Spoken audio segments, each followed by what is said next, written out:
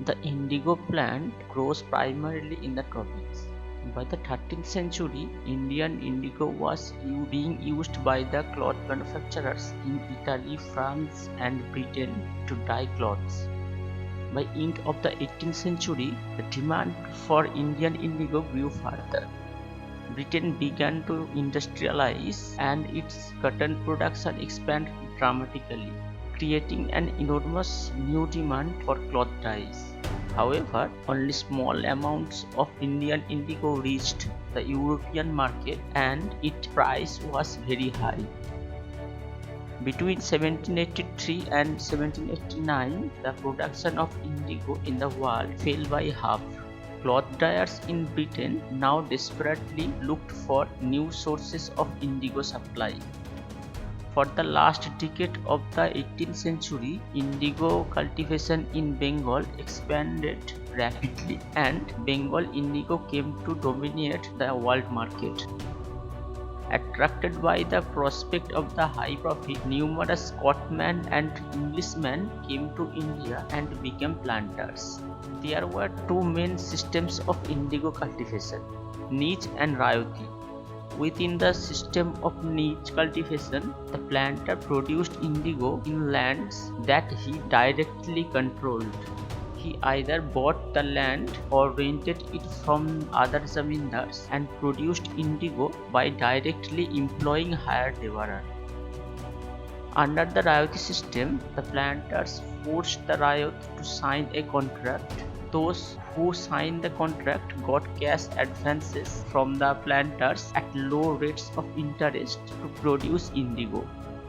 The planter provided the seed and the drill, while the cultivators prepared the soil, sowed the seed, and looked after the crop.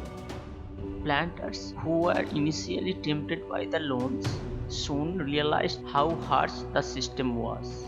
The price they got for the indigo they produced was very low, and the cycle of loans never ended. The farmers were totally unprotected from the indigo planters, who resorted to mortgages or the destruction of their property if they were unwilling to obey them. Government rules favored the planters. By an act in 1833, the planters were granted a free hand to deal with the peasants. Indigo, moreover, had deep roots and it exhausted the soil rapidly. After an indigo harvest, the land could not be sown with rice. In March 1859, the thousands of ryots in Bengal refused to grow indigo. The revolt started in Chaugacha village near Krishnanagar, Nadia district, where Vishnucharan Biswas and Digambar Biswas first led the rebellion against the planters in Bengal in 1859. It spread rapidly in Murshidabad, Birbhum, Bardhaman, Pabna, Khulna and Jessore.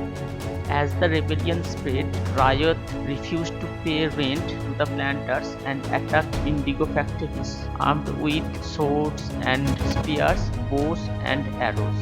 In 1859, the indigo riots felt that they had the support of local zamindars and village headmen in their rebellion against the planters. As the rebellion spread, intellectuals from the Calcutta rushed to the indigo districts. They wrote of the misery of the riots, the tyranny of the planters, and the horror of the indigo system. Bengali intellectual Harish Chandra Mukherjee described the plight of the poor farmer in his newspaper The Hindu Patriot. However, the articles were overshadowed by the Dinabandhu Mitra, who depicted the situation in his play Nil Darpan.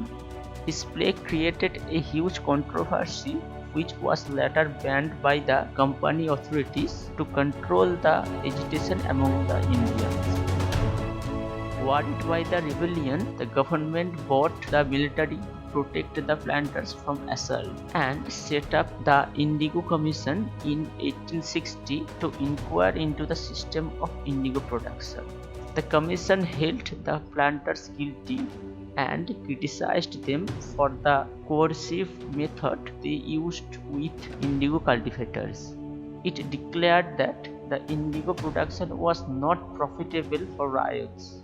The commission asked the ryots to fulfill their existing contracts, but also told them that they could refuse to produce indigo in future.